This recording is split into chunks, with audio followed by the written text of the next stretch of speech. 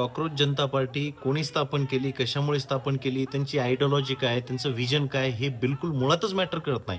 तुम्हाला सांगतो आपल्या देशामध्ये पॉलिटिकल लिटरसी बिलकुल शून्य होती युवकांमध्ये. राजकारणाबद्दल ज्ञान शून्य होतं. लोकांना बोलावं वाटत नव्हतं. लोकांना त्याच्याबद्दल डिस्कस करावं वाटत नव्हतं. लोकांना मतदान द्यावं वाटत नव्हतं युवकांना. परंतु एका कारणामुळे, एका व्यक्तीच्या निर्णयामुळे आज लोकांमध्ये पॉलिटिकल टॉक निर्माण झाला आहे. लोकं चर्चा करायला लागलेत आणि लोकं प्रश्न विचारायला लागले. हे महत्त्वाचं आहे. आता तुम्हाला सांगतो या मुव्हमेंटचा कसा फायदा घ्यायचा, या मुव्हमेंटला वेगळ्या दिशेने टर्न करायला लागेल. आता पॉलिटिक्समध्ये अनएज्युकेटेड नाही तर एज्युकेटेड लोकांचं, युथचं, युवकांचं सहभाग वाढला पाहिजे. त्याच्यासाठी काम करावं लागेल.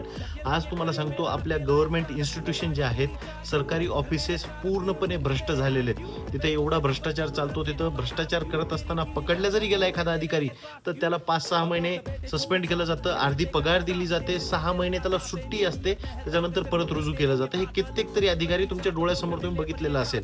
परंतु प्रायव्हेट ऑफिसेसमध्ये एक टर्म असते टर्मिनेशन. जर एखाद्याने जर चुकीचं जरी काम केलं, काही भ्रष्टाचार तर सोडा तिथे नसतं, परंतु चुकीचं जरी काम केलं तर त्याला डायरेक्टली टर्मिनेट केलं जातं. म्हणजे त्याला नोकरीवरनं काढण्यात येतं. म्हणून त्या ऑफिसेसमध्ये चुकीचे कामं जास्त होत नाही. ती सिस्टीम जर आपण गव्हर्नमेंटमध्ये जर लागू केली तर का बदल घडणार नाही? या गोष्टींना तुम्हाला प्रमोट करावं लागणार आहे. इन्स्टिट्यूशन सुधारावं लागणार आहे. पॉलिटिक्समध्ये युवकांना सहभागी व्हावं लागेल, तेव्हा काहीतरी बदल घडेल. आणि हे कसं होऊ शकतं? एवढे दिवस झालं नाही, परंतु एक मुवमेंट निर्माण झाली.